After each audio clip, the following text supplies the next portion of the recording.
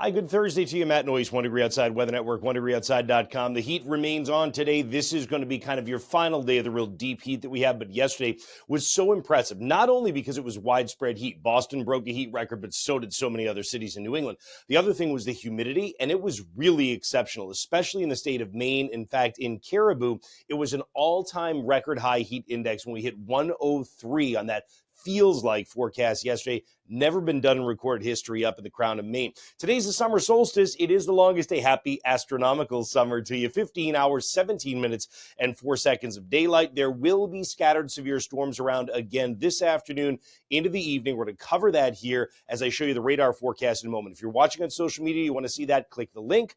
Otherwise, we'll dive right in. All right, so here's what's going on for us here. You can see high temperatures back up at 100 degrees again today for just about everybody. When you figure in the humidity, that's what creates that heat index. We talked yesterday about the fact that that's kind of the impact on the body, the way that your body cools itself. It's so humid that it slows down your ability to cool, so it might as well be normal humidity. And 102 degrees at Leominster today, 103 at Lowell, 105 at Nashua. And this is just like yesterday. We had this pool of about 105, 107 heat index. It ran from Route 495, the Merrimack Valley, up into southern New Hampshire. You're going to do it again today. And notice there really isn't a lot of difference the farther west that you go. In terms of coming north, again, it's going to be right up over 100 degrees on that heat index running up the Maine Turnpike today.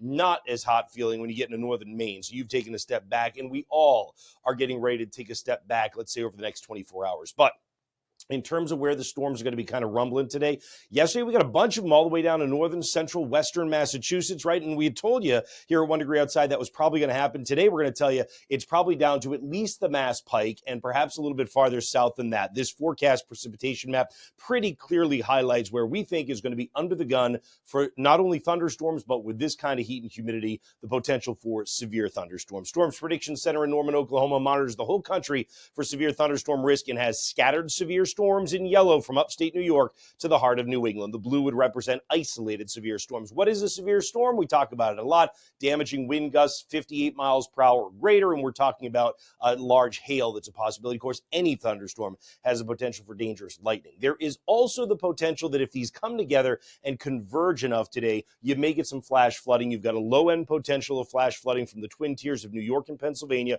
through upstate New York and eastern New York at the Capital District, running in through much of the southern New England, at least away from the coastline. So that's another thing to be aware of. You'll get a lot of rain in a short period of time, and it does rain torrentially when you get this kind of humidity. In terms of the timing, I always recommend you use our app, the interactive radar map, and I always suggest you go past plus future to see where the storms have been, where they are, and where they're going in the next few hours. But as a general kind of overview, timestamp in the upper left here at 2 p.m., you can see they're starting to develop out of the hills and mountains of western New England. By the time we get to 6 p.m., you got a bunch of storms scattered all over the place, feeding off that immense amount of energy, producing those at least scattered severe storms that come through. Be ready to seek shelter when thunder roars. Go indoors if you can hear the thunder, lightning close enough to be a risk for you. And by the time we get to 10 p.m., notice they're still ongoing. So this time around, they're kind of slow to die down into the evening and night. There's good reason for that. There's a cold front that's moving in. So what that's going to do is it's going to change the air as soon as this evening in some parts of northern New England.